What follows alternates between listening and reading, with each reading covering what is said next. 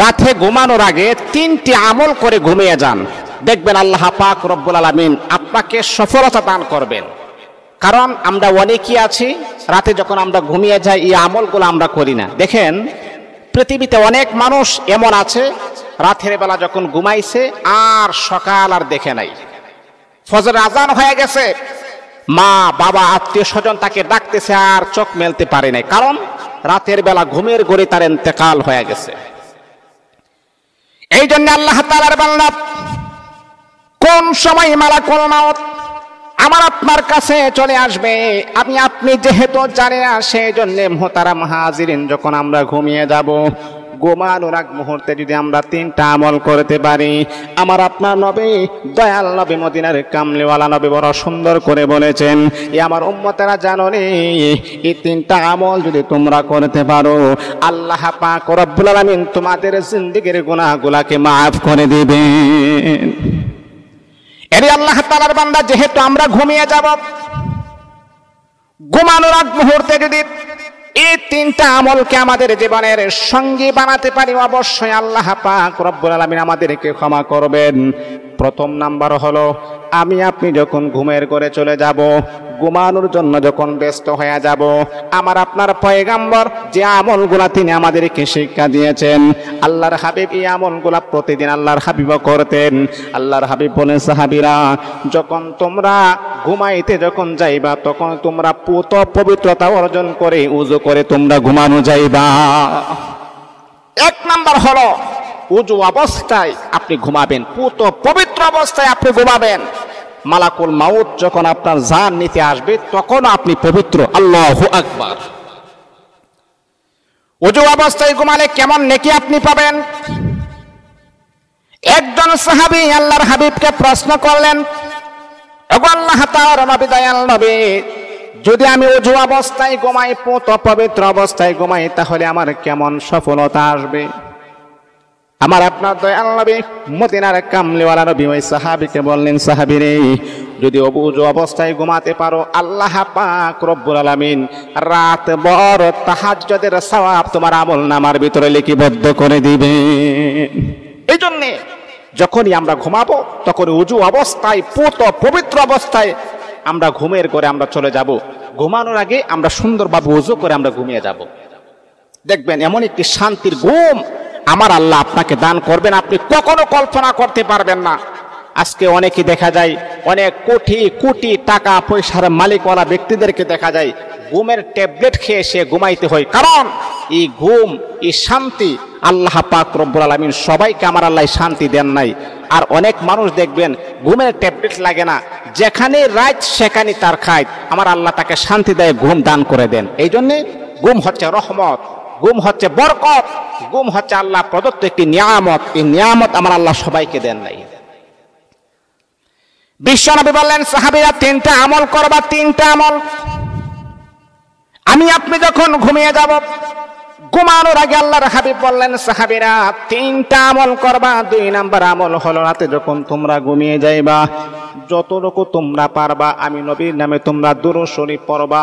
আল্লাহুম্মা সাল্লি আলা মুহাম্মাদিন ওয়া আলা আলি মুহাম্মাদ কামা সাল্লাইতা আলা ইব্রাহিম ওয়া আলা আলি ইব্রাহিম ইন্নাকা হামিদুম মাজিদ।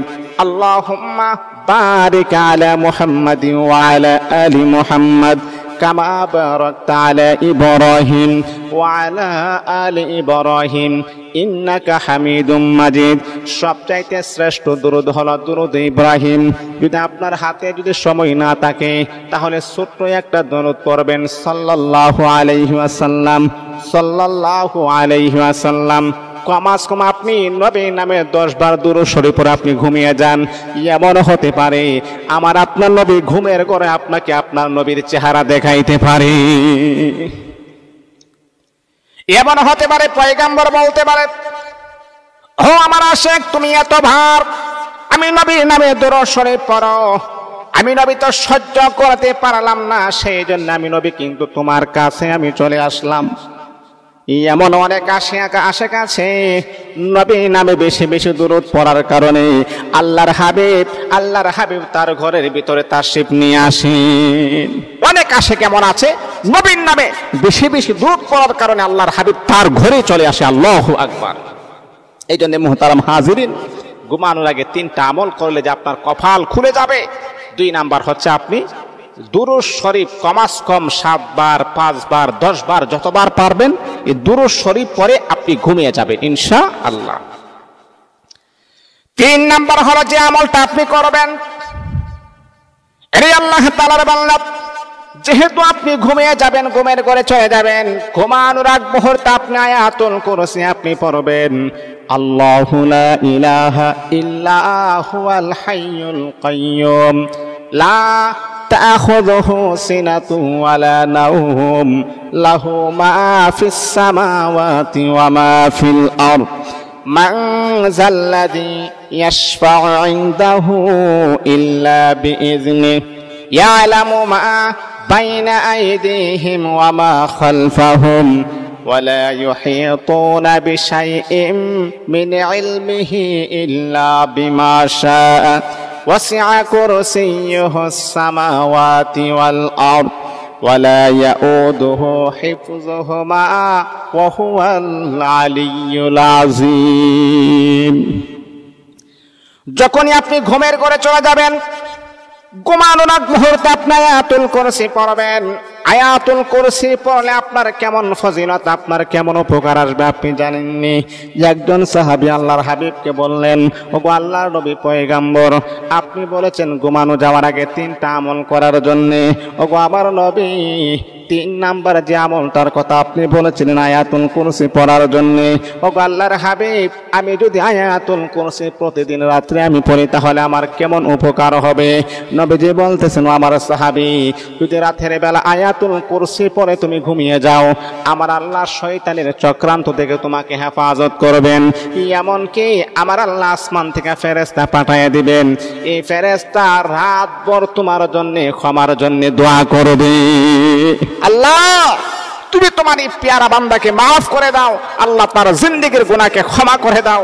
ফেরেশতারা যদি আমার আপনার পক্ষ হইয়া মালিকের কাছে দোয়া করে, এর চাইতে সৌভাগ্যবান, এর চাইতে সফলতার কোন ব্যক্তি হতে পারে?